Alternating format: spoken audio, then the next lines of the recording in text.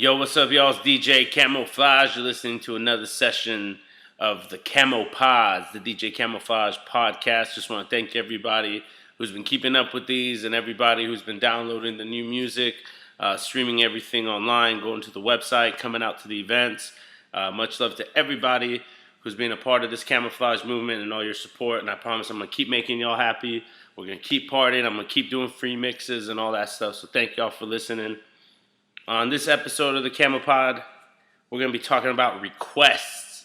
I know by general consensus, DJs hate taking requests, but by general consensus, people love giving requests. So we're going to be talking about requests. Now, I personally feel that, it all has to do with how you react to it. I know DJs that take requests very well, even if they're not going to play the song. And I know other DJs that get extremely pissed off and let it ruin their night just because somebody made a request. So I'll always say that, if you don't like it, don't let it ruin your night. But, work around it if you can, type of thing. What I really want to address is just kind of it makes sense sometimes and it doesn't make sense. So for example, if there's a DJ that's playing at a festival who's put together a set beforehand and this is a set that he's practiced, obviously that guy is not going to be able to take requests, because he's put together a set that he's going to be playing at the festival that he's been working on for a really long time, or that he's going to premiere at this club at, a really big show in Vegas or somewhere in New York or Miami or something like that. A lot of times they work really hard on these things, and almost like a band, where a band will play 100 shows and they'll kind of just play the same set over and over. A lot of DJs will do it that way as well. Not all of them, but a lot of them will. And so it makes sense in those situations that they're not going to take requests, they're not going to play requests because they already have their set made, the way that they want to make it.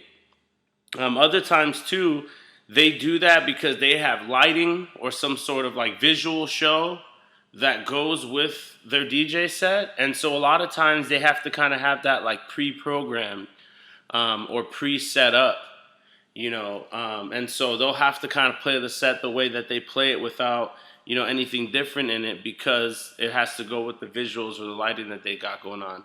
That's not to say it's a good idea for them to just, pre-record their entire mix. If that's your excuse for not taking requests, then that's pretty whack, because at that point, you're not even DJing, you're just pressing play, and that's why you can't take requests. But, so sometimes it makes sense, the reasoning that they can't, and why, they're in an audience situation where the audience, they're in an arena situation where the audience can't make requests.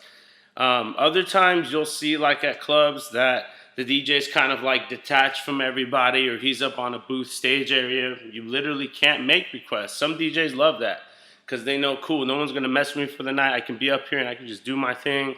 Not going to have anybody coming up to me making requests, this and that. Really, we got to kind of think about, why do people do that? You know what I mean? Why do people make requests? Well, a lot of times, the simple one, it's a song that they really want to hear. They come up to the DJ, hey, I want to hear this in this song. I just fucking love that song. You know what I mean? That's just the whole reasoning behind it. It could be a special event that's going on and that song's meaningful to that event. It could be that it's their birthday and that's their favorite song and they want to hear it. It could be a dude that's there with his girl and his girl really likes this song and he knows it, so he's up there telling the DJ, hey, can you play this song? Sometimes the girl will ask a guy, hey, can you go up there and request this song for me? I really like this song. I want to hear it. So that's the simple one, they want to hear for a certain reason, a very simple reason. Other times it's just it's the newest song out, and they were going out to the club tonight, and they were hearing that song on the radio on the way there, and they're like, man, I hope the DJ plays that song tonight. And if it is the hottest song out and you're a good DJ, then yeah, you were probably planning on playing that song anyway, but most of the time you'll get requests for it because it's the hottest song out, it's their favorite artist, it's that type of situation. Now, the reason a lot of times this can get kind of annoying is because it's one of those things where there's a time and a place for everything. So, you might be in a situation where, a club is telling you, hey, only play this type of music tonight. only play house music tonight. Only play house and EDM, no hip hop. Or you could be in a situation where they're like, hey, we want you to play hip hop and top 40 tonight, and don't do too much house and EDM. Or you could be a festival and it's like, hey, we want you to keep everything, at above 128 BPM. And so, a lot of times people don't know that background story, like your audience. So if they're coming up and making requests and you're like, man, I really can't. Maybe you're not telling them that, but you're thinking to yourself like, damn, I can't do that because, the spot told me or the event told me or the venue told me not to be playing music like that tonight. Whether it's like a song that's not of the genre they told you to play, or if it's just like something that doesn't make sense, like, you're supposed to be playing hip hop and they're up there requesting some Slipknot, and you're like, I'd really like to make you happy, but I'm not, gonna ruin my set by all of a sudden just changing it up like that. I mean, it might be dope. I love Slipknot, and I love rock music as well. And sometimes when I'm DJing like hip hop nights, somebody will come up and request, some Black Sabbath or something that, I listen to personally, but it's like, can I play it that night? Probably not. Can I figure out a cool way to do it? Probably. And if I can, then I will. And so, that's why you'll hear a lot of times when, maybe if you're friends with other DJs on social media, Twitter or whatever, you'll see them tweet about, like, not taking any requests, leave me alone. Like, I can't believe people are making requests. Y'all are so annoying, this and that. If you're a wedding DJ, that's pretty much all you're doing, for the night. Because one, you're going to be in an intimate situation with them. Like, you're probably going to be like on the dance floor right next to everybody dancing. And two, for weddings, it's like you're going to have people coming up to you all night and you're going to have to kind of play whatever they want. And, a lot of times that's why weddings are paying a lot of money like that. So if there's any wedding DJs listening to this, y'all probably just can't be annoyed by requests. You guys probably take requests better than any of the other type of DJs, because really when you're a wedding DJ, that's kind of all you're doing. In fact, when you're a wedding DJ, you're taking requests before the event even started a lot of times, because the bride and groom are telling you, okay, by the way, we want to make sure on the night of our wedding we hear this and this song. So it's like, fuck, it's 2 weeks before the event even started, I'm already getting requests. So that's something you got to be ready for, but I think no matter what type of DJ you are, at some point in your career, even if you're like a top-notch festival DJ now, at some point you were in, the scene where you were taking requests, whether it was at a club or house parties or, dances, private events, whatever it may be. And some of us are like sick of it, and some of us are like, hey, it just comes with the territory. But I absolutely do feel like there's a time and a place for that stuff. Some people recognize it. Some people don't. I'm the type of person where I don't normally put my sets together ahead of time. I do if it's like a really big, important event, but I like to kind of read the crowd and kind of, make my song selection based on what the crowd is for the night. It's great if you have a genre given to you, like, hey, for this night we were hoping you could play mainly top 40. We were hoping you could mainly play EDM for the night. So you're like, cool, I know that I'm going to be playing EDM for the night. Maybe you get a set together, or maybe you're like me, where you're like, I know I'm playing EDM, but I don't know exactly what songs I'm going to play. And then when you're there, you kind of read the crowd. I feel like that's the gift that I have, is I can kind of read a crowd and be like, okay, this is the type of music they want to hear for the night. And that way you can kind of like, if requests do come up, then since your set isn't like already pre-made, you can kind of still throw them in there because you're kind of just picking the songs on the fly. Other times, like I was saying earlier, you might have a certain way that you're going to do it, and you don't want to deviate from that. If you're a producer, and you produce your own music, sometimes you're doing sets where all you're playing is your own music. You're a producer DJ that you're just playing your beats, or you're playing your songs that you have other artists featured on and this and that, and that's your plan for the night, especially if you play events in Hollywood. Like at Avalon, where, it's mainly driven by producer type of DJs. In those situations, like, it makes sense. You can't take requests. You're there to play your music for the night. A lot of times, you're not even going to play anybody else's songs. You're only going to play your music for the night. Like a Tiesto type of situation, where it's like either his own music or like remixes that he's made of other people's songs. So it's like, in that situation, you're not going to be taking requests. And if it is a request, okay, maybe it's a song that you've remixed and you're going to play your version of that song just to kind of fulfill the crowd's need for that request. But, you always have to kind of read it out and gauge it out.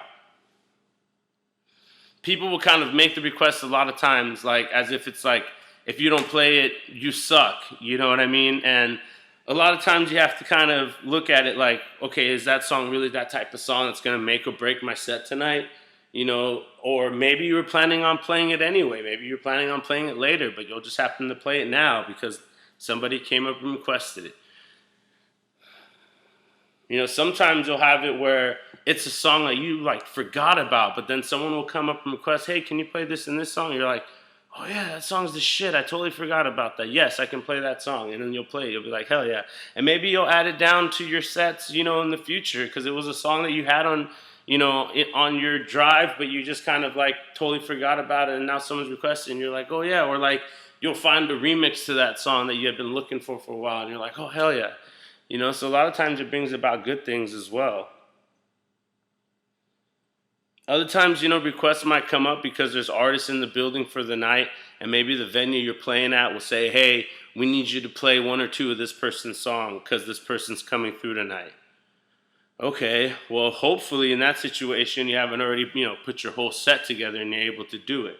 So sometimes requests will come up that way. Somebody's hosting the night, or maybe, the club that you're spinning at for the night, the people who booked you are also pushing an artist, and they're like, hey, we want you to play a couple of songs of this artist tonight because we're pushing this artist, and they're going to be getting bottle service and we're going to be turning up and this and that.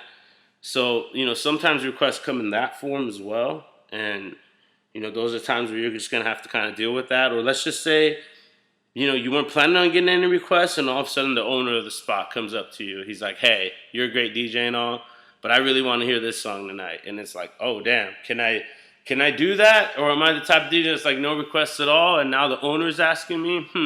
I better do it, right? Personally, I've been in that situation where, and maybe a lot of you have too, where somebody just pays you. Hey DJ, here's $5, here's $10, here's $20. You know what I mean? Can you play some? I want to hear some Tupac. You're like, awesome, cool, thanks for the tip. Definitely, you know what I mean? I think every DJ that's listening to this, any artist out there who, you get paid to make, someone makes a request and pays you, it's normally the proper thing to do is to, return that favor and play the song. Depending on how much they pay you, maybe you play the whole song, maybe you play some of the song, whatever it may be. But, hopefully it fits within what's going on and you can make it still happen because, they're paying you out to do it. It happens a lot. A lot of times people are getting bottle service, people come out, they're balling, this and that, or people come out for a special event and, the group that they're with or the person that they're with really wants to hear a particular song and they're just like, yo, DJ, here's $20, play some Blackstreet. You're like, oh shit, I'm gonna have to throw it back, or there's a real special Martin Garrix remix, of this new EDM song that just came out, and they really don't think you have it, because it just came out, but they're like, yo, I got $20 if you have, that new remix, because I swear nobody has it, and you're like, well, I have it, and they're like, here you go, and it's like, hell yeah, you know what I mean, because you're on top of your shit. So yeah, those situations arise as well. I remember one situation with myself in particular. I was playing at this mansion party, and the mansion was actually being rented out, but the guy who owned it was this like rich Armenian dude, right? And so he wasn't there during the entire event, and we were all partying and everything like that. And the night started to come to an end, but everybody was still out there partying. But what happened was he came home. And so now we're at his mansion, he's coming home, and there's all these people still partying there, and he's fine with it. He just happened to get home a little early, and he walks up to my boy who's standing right next to me. He's like, hey, I want to hear some of my music, because you guys been partying all night, and I want to hear some of my music now. And it's like he wants to hear Armenian music, and he hands my boy a CD. He's like, hey, play this Armenian music off of this CD. And I'm in the middle of like a crazy house electro set, 132 BPM, dance floor packed, lights going crazy. And this guy's like, I want to hear some Armenian music right now. And I'm like, dude, I can't just stop the set and everybody dancing and change up the vibe to some Armenian music. Well, dude pulls out $300. Boom, boom, boom. Here you go. Play some of this. Play track 3 on this CD. You know what I mean? It's like, okay, I guess I'm playing track 3 on this CD unless somebody's gonna pay me $400 not to. You know, so it's like, you know, you'll hear those things come up as well. I remember reading one a while back. I think it was like a mixed magazine of like Jermaine Dupri getting paid like $1,500 in the middle of, you know, his set in Vegas to play some Neo or something like that by some dude that was just balling, and he was like, all right, I guess I got to change the set tonight. So that stuff might happen. But I guess, you know, when it comes to me, I read my crowd, and so most of the time I don't have my set put together. I'll kind of read my crowd and I'll go from there. And that's always worked out for me. 1, because I'm good at it, and you know, 2, because I can kind of please everybody's musical style that way if I'm just kind of reading the crowd and going from there. And so a lot of times, I'll be honest with you, a lot of times if you're DJing and you're annoyed because you're getting a lot of requests, it's probably because you're not catering to your crowd the way you should be. You know, if you're getting a lot of requests, that means that you're probably playing the music that you like instead of the music that your audience likes. And that sucks. You know, I always say that's like a chef that opened a restaurant and cooked a bunch of food that he likes, and everybody keeps telling him, hey man, I want to eat this type of food, not the type of food that you like. And you're like, no, well, this is the food I like, and so this is what you're eating.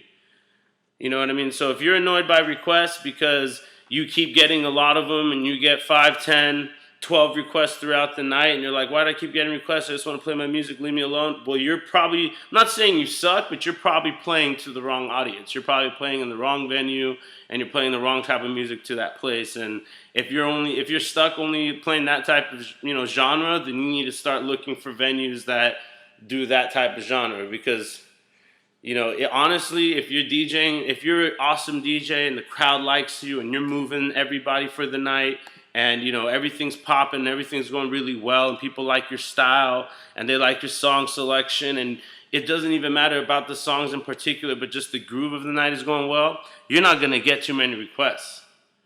You're not going to get too many requests at all, and then you're not going to be annoyed by them. No matter what type of audience you're playing to, no matter what type of venue you're in. Because if you just kill it, nobody's going to come up and tell you how to DJ, because you're already killing it. You don't need any recommendations. You don't need any requests.